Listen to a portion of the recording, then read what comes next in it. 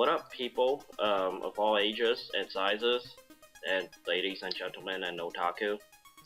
Welcome to Night's Night Podcast. Joining me would be Timon and Corey. Yeah. Hello. Hello. Yes, it's fully synchronized right now. Let's hope I did jinx Let's all harmonize. I did jinx that. Alright, so Corey, what was your topic? Okay.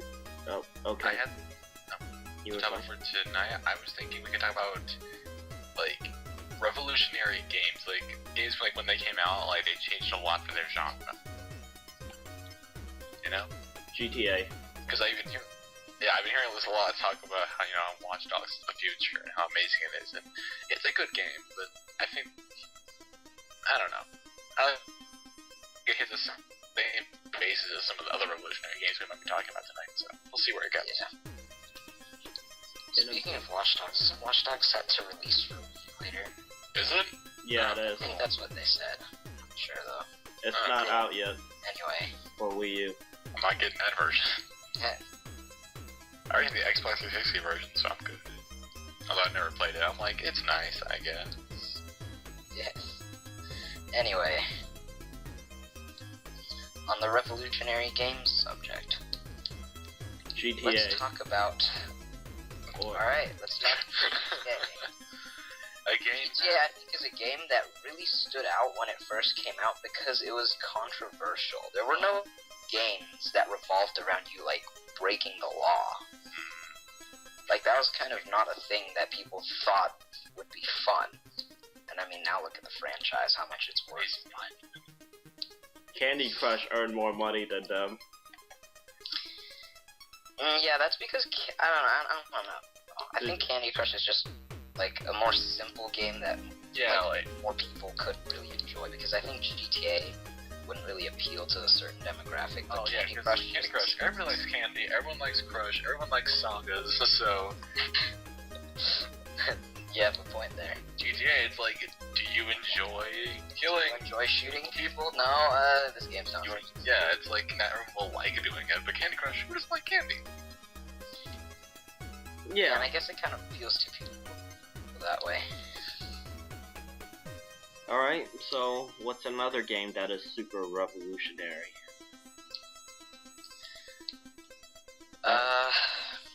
Game that brought... to be completely honest right now, innovation. The game that's coming to my mind right now is Super Mario 64, but I mean, that one as revolutionary. It was like the first real 3D game.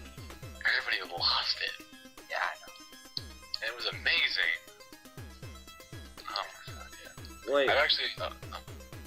what were you saying? Oh no, I was just gonna... I recently 100%, I'm like really happy now. I'm like, I can do anything. Nice. Was it a launch Were you title? gonna say that? Oh yeah, it was a launch I think title. Super Mario 64 and Pilot Wings 64 were like the only launch titles for the N64. And everyone was fine with that, because everybody grabbed Mario 64 and they're just like, dude! Oh my god! Oh yeah, oh my god, not that face. But yeah, like, it blew everyone's mind, because, I mean, just the jump, to think that graphics would not only require, it requires another dimension to display the power of the newest system. Like, that's an insane concept to think of. And Mario's ability to walk for once. Or Mario's ability to crawl for once. That's the most unbiblical. No, like, you can go up, like, almost vertical slopes with it. It's hilarious. I know. Anyway, so I think that kind of revolutionized gaming because not only had, like, no one ever come up with it, but it was the first, like, successful one. Like, I'm pretty sure before Super Mario 64 there were 3D games, but they weren't really tailored to the player. Like, yeah, as polished. It was more of like a novelty, like, guys, we can use 3 dimensions. Yeah, I know. And for Mario 64, the way that they did the camera, I thought was really well too. Yeah, because they're like, we cannot design a good camera ourselves, so we'll have you do it. It's your job now as the player. You can't complain. Well, I think it was pretty funny. I don't even know if this actually happened, but if anybody like saw the N64 and complained about like the controller design, like, oh, that looks so goofy, and then like they played Mario 64, they all shut up.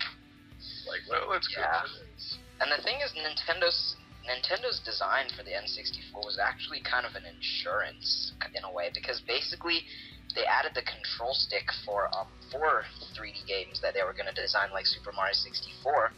But the reason that they had that in the middle was because if they're planning on, I'm not going to say they were planning on, but in case 3D gaming or gaming with a control stick was a commercial failure, they still had the D-pad as well as the L button as kind of a backup. So yeah, Nintendo kind of really thought about it and just went with the safest controller design, which I thought was actually a pretty good idea. Not to mention that it's one of the most unique and recognizable controllers today. Yeah, and not only that, the N64 was the first one to have vibrating controllers. Yeah, didn't it? It required the Rumble Pack though. Yeah, but yeah, it wasn't like it the was hardware, but it was an expansion, and it became just like basic for everyone to have at that point. Yeah. And now I kind of think like all like the older games, like what would they feel like with vibration? Yeah. Kind of adds to the experience, being able to kind of like feel when You're physically like, oh my god, a meteor is crashing. Yeah. Or playing with Jorah's Mask, well, I fucked up. Yep. I guess I'm done playing for now. Oh well. Let's see. Anyway. Other revolutionary games. Was Legend of I'm Zelda gonna say- ever revolutionary? Which one? Legend of Zelda. Oh, Legend yeah. of Zelda was like the first adventure game. Because before that, you had a lot of like older like DOS games. Like they were designed the same way. Like it required a lot of like cryptic strategy and unique like puzzle design and meta design. But Zelda was like the first one, kind of like an introduction to console players, essentially. Mm. Snap. Because if you did play, the old DOS games, they were evilly cryptic and evilly against you any turn they could.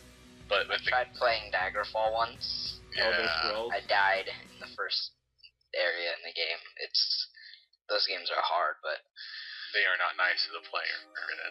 Speaking of Elder Scrolls, like, which one do you think actually brought the innovation of like 3D adventure type series? I think Morrowind did it well, but it didn't really have enough popularity at the time to really be as successful. And then everybody would not know about Skyrim for like 12 months. Dude. And Steven didn't until almost 3 years later. Yeah. Anyway. We're gonna save Hand tonight? Wasn't Arena like super controversial because of its cover? Which Arena? Arena Elder Scrolls 1. Yeah. Oh, I don't remember that. Was like I don't actually know what the cover looked like, but I don't quite remember any controversy to do with it. Although, I mean, you do have a point. It could have been very well. I don't know much about it, so. I think it had like a girl that was like half naked or something on the cover, and originally the game was supposed to be made for like gladiator style type game. Yeah. So I could kind of understand. You cannot have that. Why not? Because those are mine. You can't have this picture on the cover of your video game. Why not? No way. The girl had a sweet. The girl had a sweet booty and sweet chest, so Nice. That was it's like then the player has nothing to fight for. Yeah. If you give them a reward immediately, they won't want to fight for it. You have a point. Not gonna lie, there. Let's see. Other kind of controversies I think of is the whole deal with the Fire Temple music from Ocarina of Time. Oh yeah, that was really, really controversial. That was really kind of creepy. I think the thing that I don't know. I think what Nintendo did was I almost think they kind of wanted to like honor them by putting an Islamic like chant into their thing. Yeah, for those who don't kind of acknowledge them.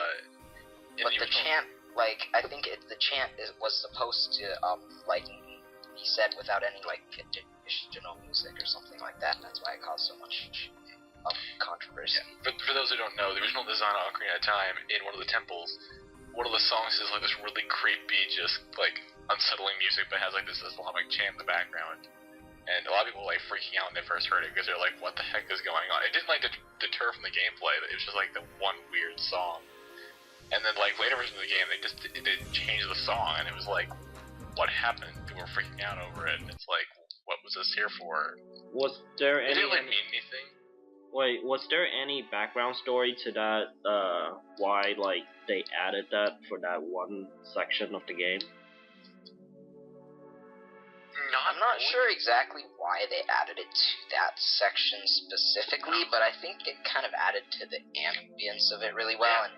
Because I think with that, like that song made that area scary almost. It was like, oh god. Yeah. But yeah, there wasn't any real reason because that's sort of like an Islamic chant, and it's a fire temple, so I'm like, there isn't really a correlation between the two things. Yeah. But, I mean, later versions don't have that anymore.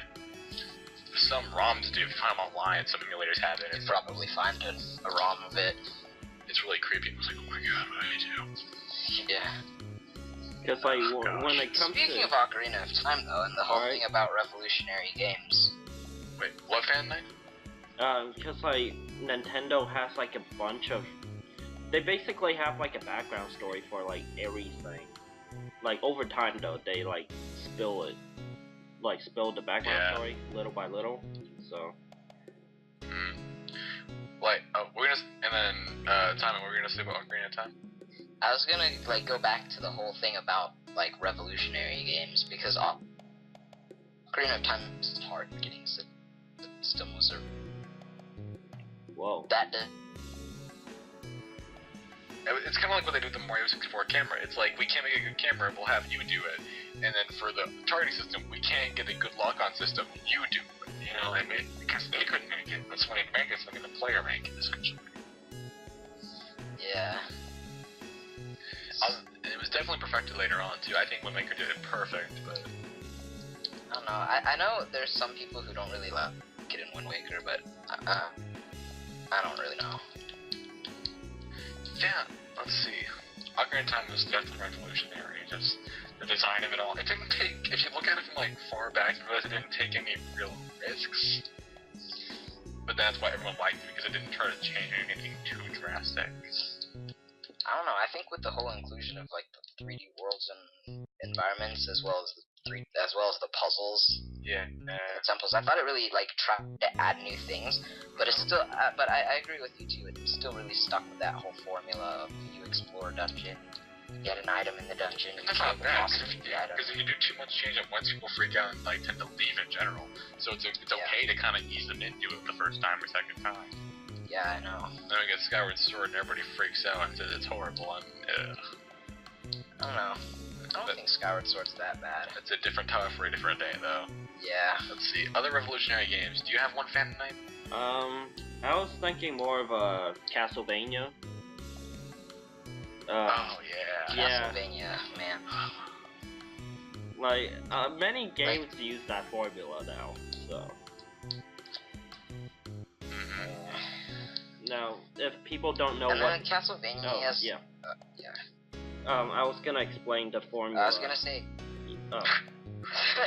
Go on. They ram into each other. Bam, bam, bam. Alright, you go ahead then. Oh, okay. Well, the formula was basically like, getting an item from one location and then using it on like a previous location that you visited but couldn't access because you didn't have that one particular item. Many games follow that formula, like Batman, Arkham, well, any of the Arkham games, so, I don't know. What were you saying, Timon? I was gonna talk about Castlevania's, the whole whip thing was kind of innovative, I think, also. That was cool. With the thing I found about Castlevania that was really, different from many of the other kind of adventure-type games that I've played, is that you can't regenerate your health except for in a few circumstances where you can find health items, because health items are like really rare in that game. If you get hit, you can pretty much count on not having that life for the rest of the stage. Churches and chicken. That wall chicken. And that was something that Castlevania took. And then another thing I was gonna say is how Castlevania's changed so much, I think. Because like, I think with a lot of the newer Castlevania games, I kind of see them, and I kind of think they're more like almost beat 'em up type games. Like Lords of Shadow, that one. Yeah, that one. Yeah. Then you look over to the other side, you see the DS ones, like those are more like Metroid style, mixed with like some RPG elements, and it's like, it used to be like kind of one series, but now it's sort of devolved, de-evolved. Yeah, to like two separate like ways of play, but they're both extremes, and they aren't balanced anymore as they once were. Yeah. So I'm not sure what to think about Castlevania, although the first one I will admit was pretty revolutionary in its own right. And it's hard. It is hard.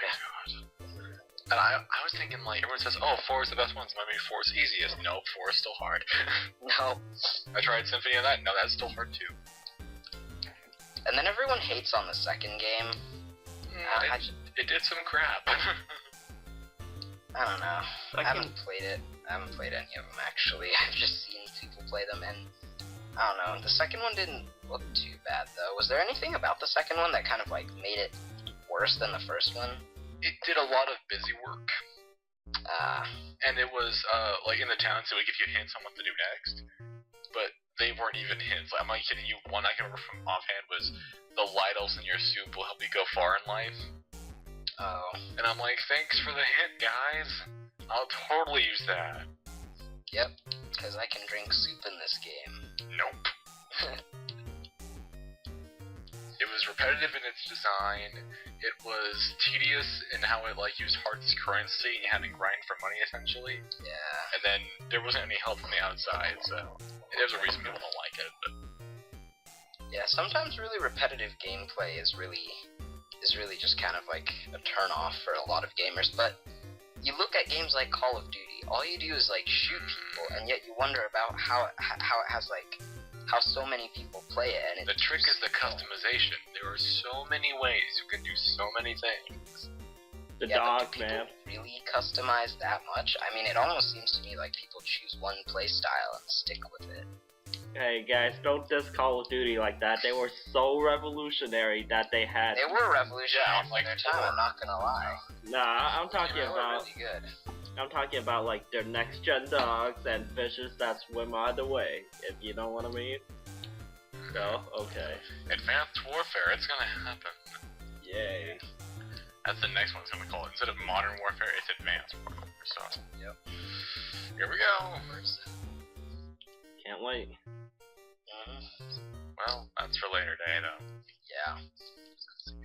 Other revolutionary games, I'm just gonna say because I played it recently, Final Fantasy VII. Final Fantasy was a series that kind of defined RPGs for a really long time, and it still does. Yeah, for a different reason now though. This is what not to do. Yeah. For the love of God, don't do this. But I think, like with the older games, like on the Nintendo consoles, like Final Fantasy VI, Final Fantasy IV, all those ones. I think those ones were revolutionary because they kind of introduced the whole RPG genre. But then I think 7 just kind of. Because 7 did something that no sequel can do. It destroyed any notion you had of what was going to happen. Because they went from Nintendo to Sony, so that pretty much said that anything could happen with this next one. So no one was like, oh, there's going to be a castle, there's going to be this character, there's going to be a mage. Like, no one knew at all. And that's what it was able to do. Even though it's the 7th one in the series, it was still able to people go in like a brand new series itself because nobody knew what was going to happen now with it being a new company, a new playstyle, and it being on discs. Yeah. And especially with some of the ones, like, I think in 8, how you had to draw magic and all that stuff. Yeah, the Great Divider, either you loved it or you hated it. Yep. And then, like, the whole, all the things that they tried with the newer ones, like, and then how in 10 they went back to, well, in 10 they went back to, like, the turn-based battle system that, like, you know. 10 is so good. Yeah. But then, and then, like, you know how, like, the Japanese, like, 2 and 3 weren't actually released in the US Yeah, not until originally, not until the, DS like, came out. the Game Boy Advance and DS versions came out. So, do you think that those games really had a chance to be that revolutionary in the US?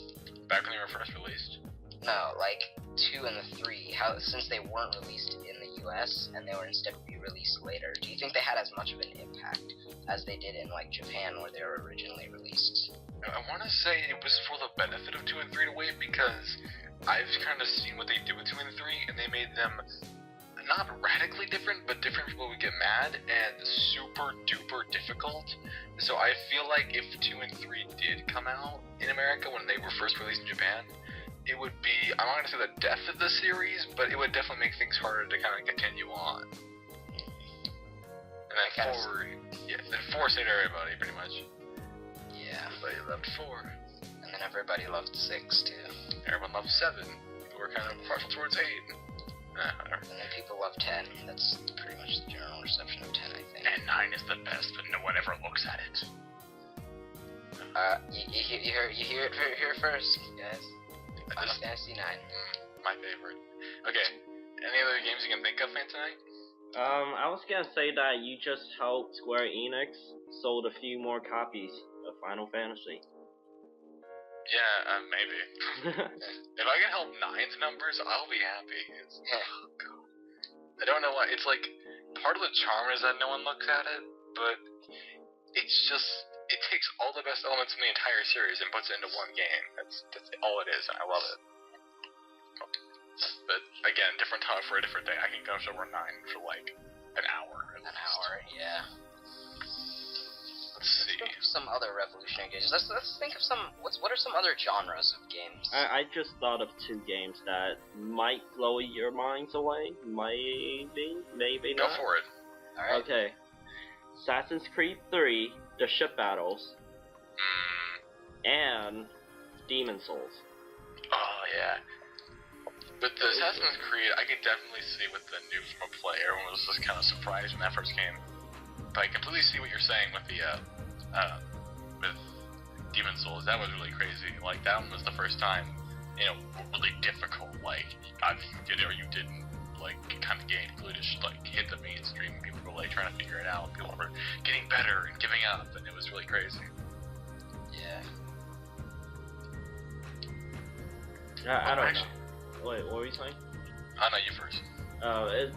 It's just that game was like, it's either people liked it or didn't like it. Like, Also made by Atlas, by the way. yeah. Well, it's not made by Atlas. There's a funny story behind that. You guys want to hear it? Yep. Okay. Well, it was made by From Software, right? The people that made like Crowns. Crap. I don't remember that old PS1 game that they made. They're actually a pretty old group of developers. But they made a game called Demon Souls, obviously. It was only released in Japan, published by Sony.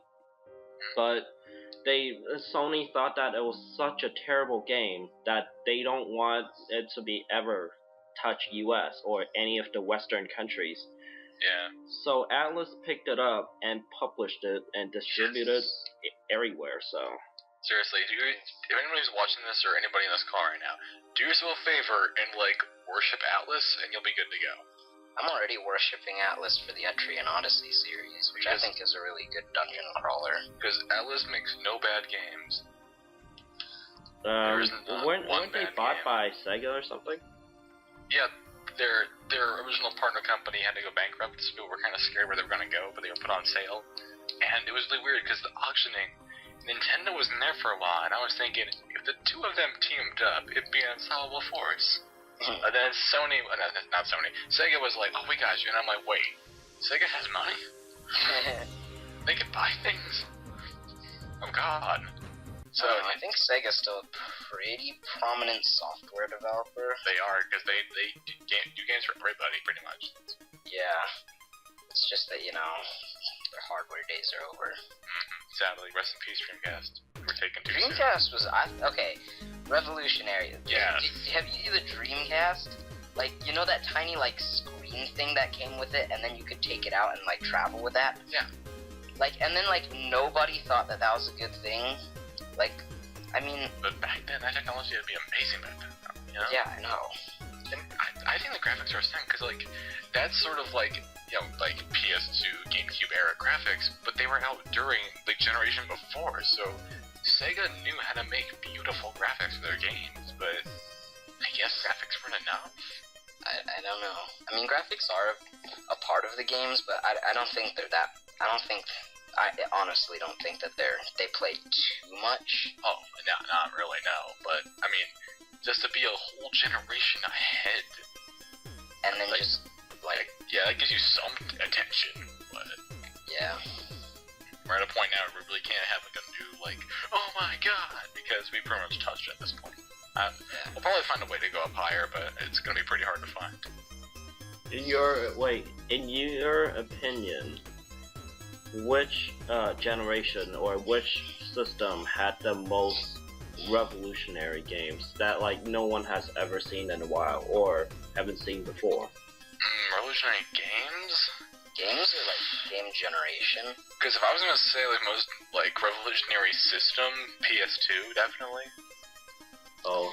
I actually think the Wii did really well, because even though its motion controls weren't too great, like, I thought the Wii, like, it really was applicable. It's prints out money! I'm sorry to say this, but like the Wii was like a happy accident. Like casual consumers saw it, they thought that it was great for exercise or to keep to stay healthy and stuff like that. So they like many people bought it, but no. Yeah. But sales are sales. Sales are sales. That's true. I suppose I can see your point there. Yeah. I was saying the PS2 because I think it came out just at the right time because it had a CD player and a DVD player, and at that time, having your own DVD player was a big deal. It was. And to be able to have like, hey, like that's like in my mind the original Xbox One because it had CD player, it had DVD player, it had amazing games you could play. It had, it was just everything. It was beautiful. Yeah. Shadow of Colossus. Yes. Shadow of the Colossus. Give me 5. That game kind of almost started a genre on its own. I mean, like, just an open world full of nothing. The like, game. if you really think about that idea. The game is literally boss battles. Yeah, the entire game is boss battles, and that sounds weird on paper, but they did it so well. Yeah, I know. And then with the whole open world that has like almost nothing in it for you to look, you literally just like go from one place to another. Like, and then the thing is, you don't think that people would really like appreciate that, but and then you look at the game and then you're just like, this is amazing. Yeah, people do, and they really do enjoy it. The only thing you have to listen to is your freaking horse's feet clopping on the ground. And then occasionally you shoot a lizard and then you like eat it. Yeah, it was never cooked. Yeah. It was never cooked. It's a health bonus. You should be getting poisoned and slowly dying. Whatever. Yeah, Shadow of the Colossus was really revolutionary, and I kind of wish they'd make another one. You know? Just because out of pure greed, like, I want more. I want more. But, I mean, if it's gonna be it's not a one-off, it does have a prequel, but nobody played it. No? Yeah, Eco. A prequel sequel. Favorite. Oh, jeez. I was gonna either dive into the 17th. Is it 17th Colossus? 16. No, wait, the one that no one ever found or rumored to have found. Yeah. That was 17th, right? If there is one that was never found, then that would be 17 in total, yes. Okay. Because I was either gonna dive into that or the new game that they announced like many years ago, and supposedly like a sequel or spiritual sequel or prequel. I'm not entirely sure of like Shadow of Colossus. I think you should go into that whole 17th Colossus too, because that sounds kind of interesting. Okay, well, many kids back in the old days, they played this game, and then they started spreading rumor that they found the 17th Colossus, and that it was some kind of dragon or something like that, stone dragon. Yeah, I'm not entirely sure. No one ever caught it on video though, so I don't even know how that rumor spread so quickly. The evidence isn't really there to support it. Guys, you can get Mew, he's under the truck, I swear. Sure. All I'm finding underneath this truck is sadness and lies. Sadness and lies. Yeah, it's always, like before the internet kind of came up, there was always, speculation of, oh yeah, I found this in the new Zelda game, or I found this Alright, look in the corner of this screen in Mario, you can see this I weird remember enemy. there's this one rumor in Pokemon Diamond that said, like, if you walk around this dungeon and you run into 100 Pokemon, then you'll find a Celebi. And I was like, no way, that can't be right. So I actually did it. I'm not even kidding. I walked down to this dungeon with all 6 of my Pokemons. And I stood there killing stuff for 3 hours. And, like... Who needs a knife? Yep. And, like, with that, like... I don't know. You felt lied to? No, it's not that I felt lied to. I was trying to disprove it, and I ended up doing that. But they won ultimately because they made you sit down for 3 hours. Yeah, pretty much, and that's like, I don't know, I guess that's why, like, the online game guides are kind of a lot more used these days, especially since the official ones in the store are so expensive. Yeah, but it's always kind of fun to sit there and think, what if, what if this was in there? Like, remember, I don't know if you guys remember this, in Mario 3D World they have a little Zelda Easter egg in there. Yeah, I remember that. Imagine if, like, this is like 20 years ago, and people say, guys, just Zelda Easter egg in Mario, like, no one would believe. They would believe you, though. Like, I don't know, they'd want to believe you, but if they did find it, they'd be like, oh my god, you weren't lying, Yeah, but now it's like... Let me see what Google says. Oh, Google says, yep. Alright, fine. Thank you, great gods of Google. You are brilliant, and I love you. Anyway. Let's see. I was actually a while back gonna say for a revolutionary game. I was gonna say Resident Evil. Oh, how they found the Rebecca picture on Wesker's desk or something? Oh my god, that picture. I was gonna talk about that Easter egg, but okay. So in one of the games, you can go over to like the police station, and on the police chief's desk, you can check it. It says like, oh, there's nothing here. I'm like, whatever. But for some reason, if you stay there and you check it 50 times, on the 50th time, it'll say, oh wait, there's something here.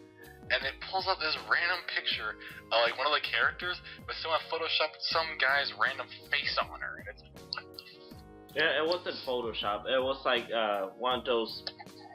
What were those things called again? That you had to go into like a red room or something to like develop picture? Yeah. What were those called again? I'm not like what, the negatives for the picture? Not negatives, but No. like. Remember back then when they take pictures and they had to take out this like big roll of like. Yeah. I don't remember what those are called. I don't either. I wasn't around for that. But yeah, that was a thing. She just sat there and checked the same desk 50 times. Like, you wouldn't even do that. But... And then you wonder, like, how anyone ever found that out. Oh, do you guys want to hear about have you heard of the longest hidden Easter egg? No. It was I want to say it was either, I think it was, the Atari. It was the Atari version of Donkey Kong, the original Donkey Kong. Alright.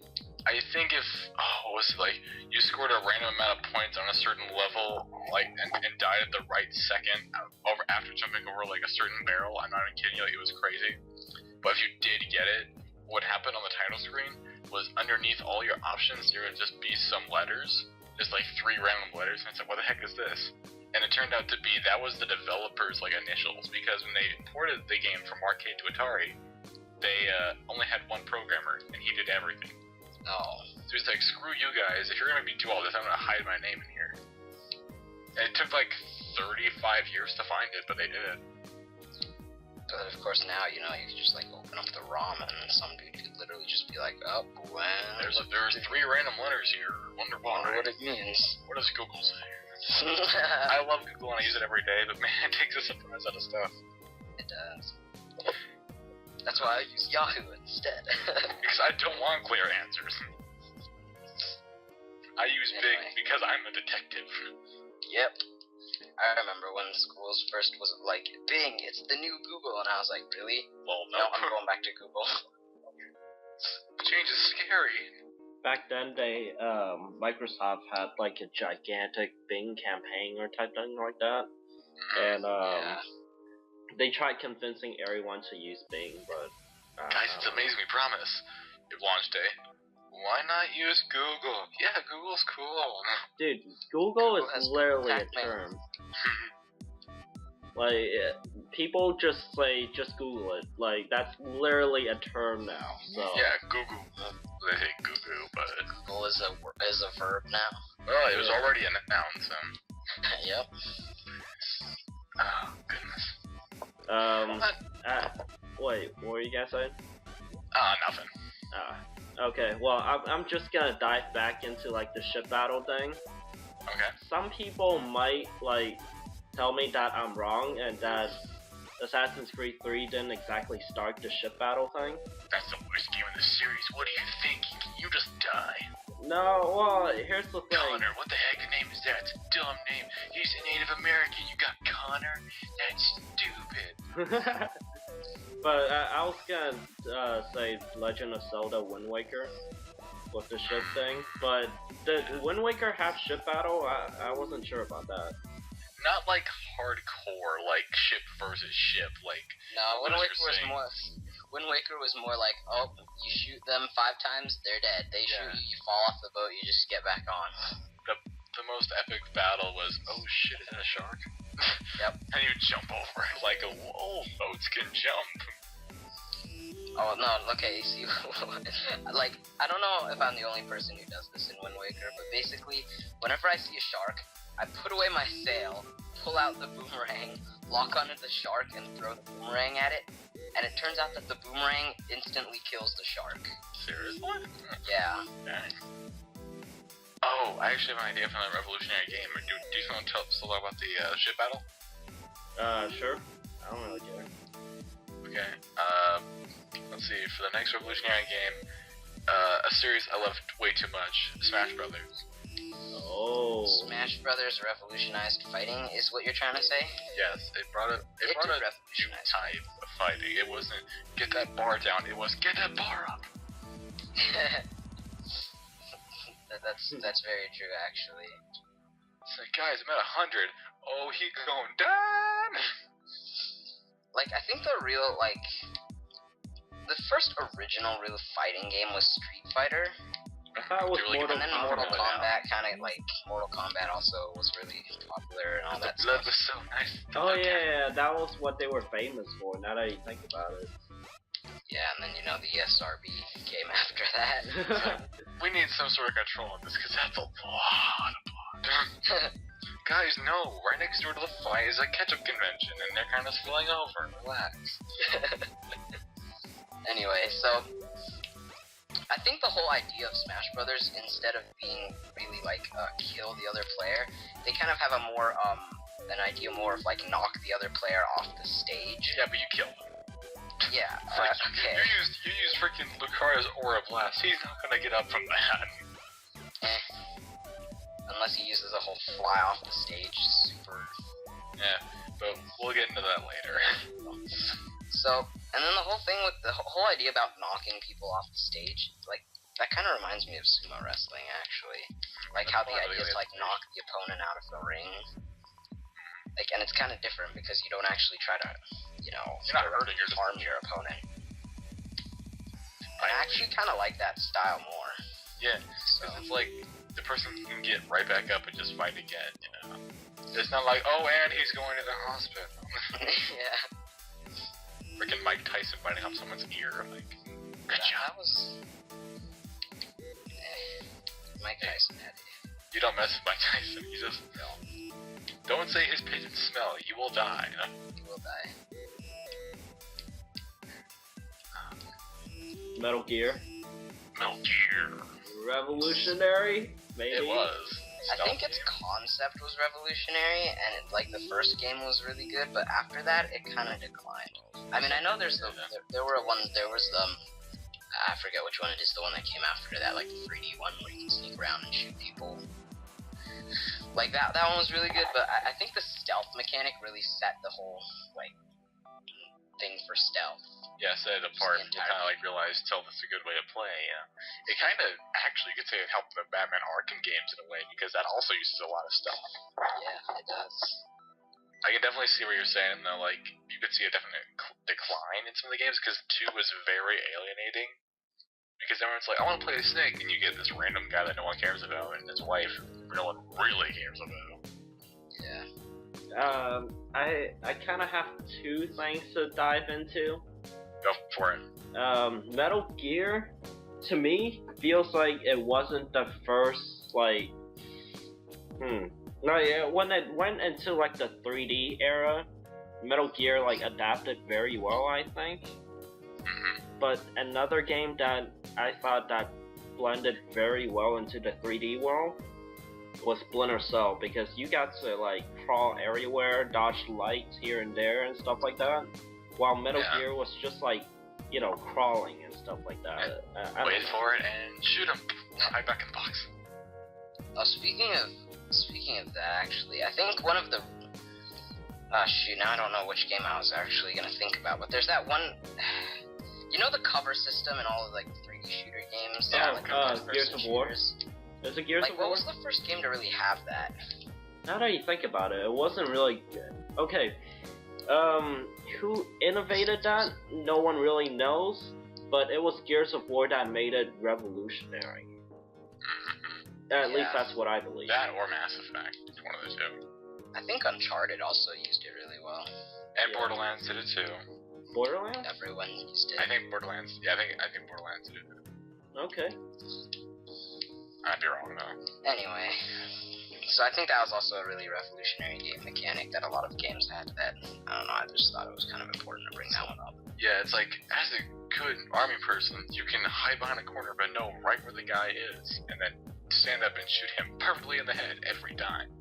Yep. Because you have like an invisible periscope. So amazing. Any other ideas? You guys get any more ideas? Kind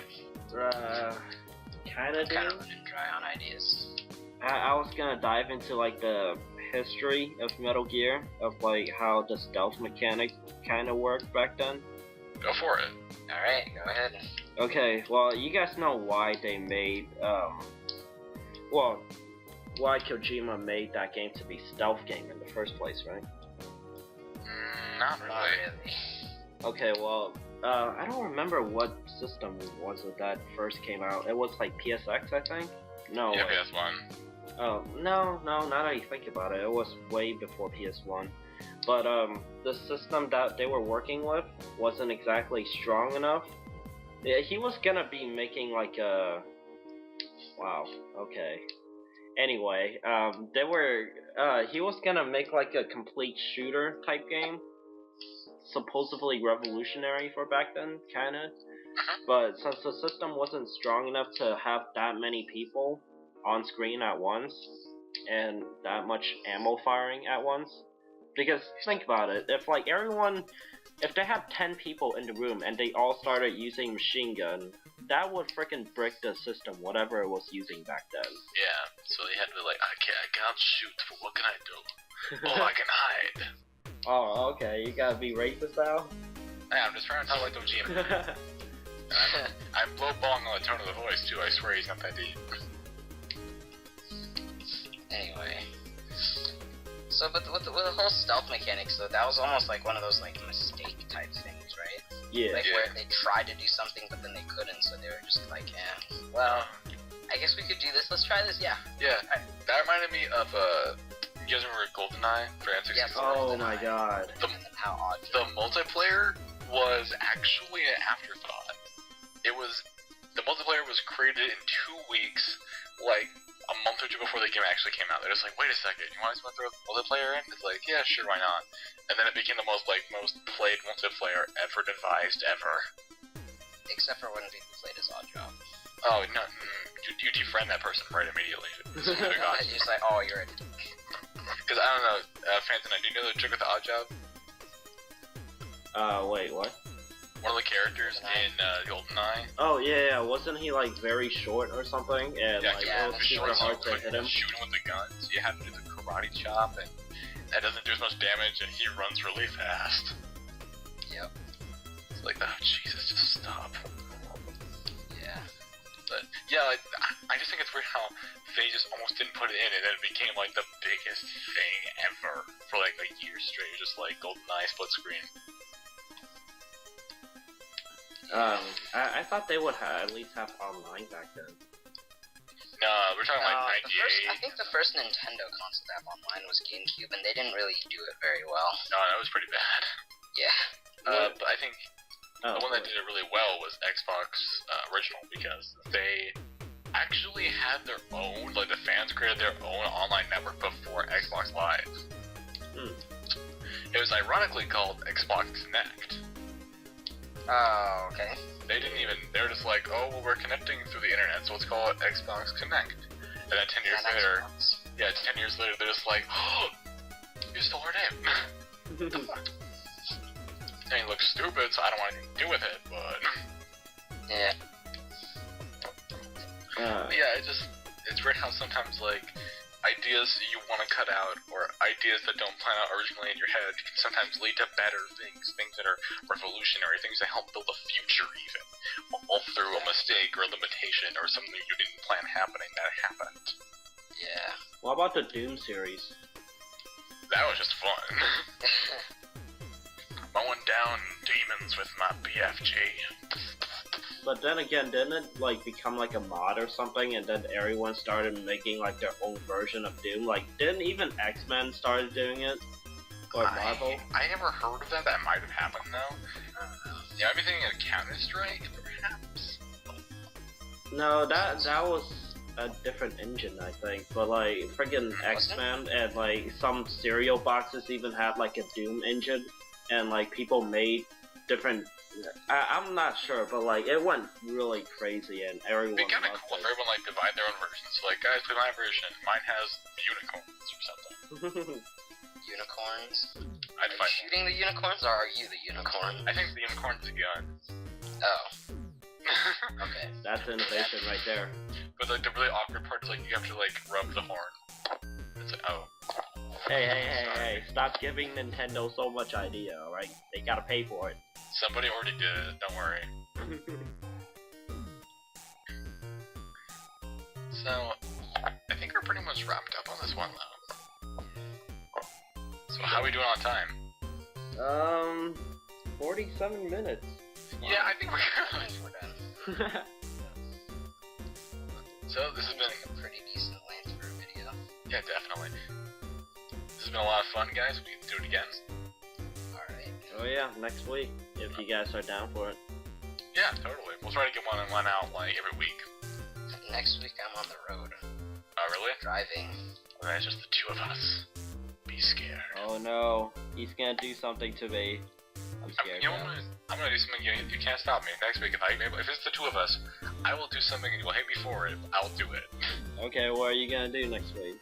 I don't want to say if Tymon's around. Okay. I just say you be happy you're on the road. But that'll be for next time if he's not available. Stay tuned, y'all. Well, that was exciting. Aren't you? Are you guys excited for E3 or last message? Yeah. When did that start? Yep. Starts the 10th, I think. Oh yeah, the 10th. Is it the 9th? I think it's the 10th. I keep thinking it was the 9th. And I'm here just standing by the Nintendo booth. Well, we're waiting. Yeah, I know. Or the Atlas booth. Well, wait, Atlas has their own booth. They better. I'll make one for them. Shit. They give them like a lemonade stand, just like spray paint the word Atlas on top.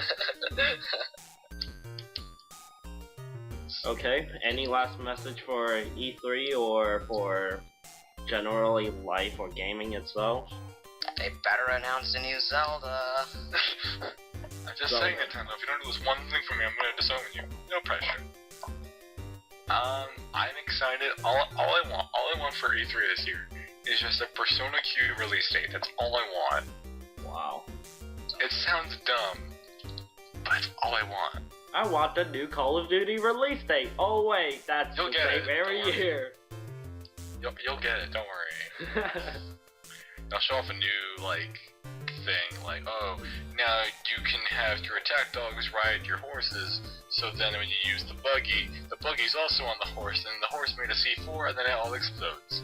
Next Gen Dog, directed by Michael Bay. I wouldn't be surprised. Bay directing, like, the next Transformers? He's done all of them so far, but yeah, he's doing the next one too. This one has, like, these new robots are dinosaurs, so.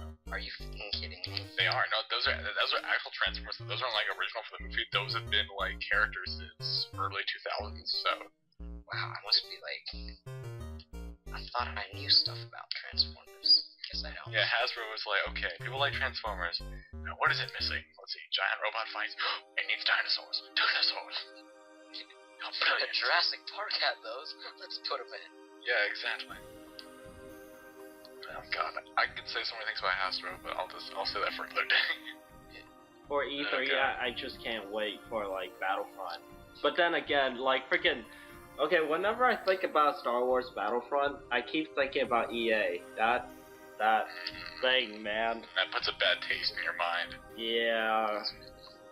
But I don't know. I just hope they don't have like tons and tons of DLC for it. We'll see what happens. The future is undecided. Yay! It's probably decided. We just don't know about it. Actually, we're gonna die pretty soon. We don't know that yet. Nope. So. Alright. I guess that's the end of this episode. Yep. Alright. Let's sign off. I'll see you guys next Alright. time. Peace, everybody. Oh, peace Bye. on Earth. Peace on Earth, guys. Yeah, peace. It's getting out on them. Okay. See ya.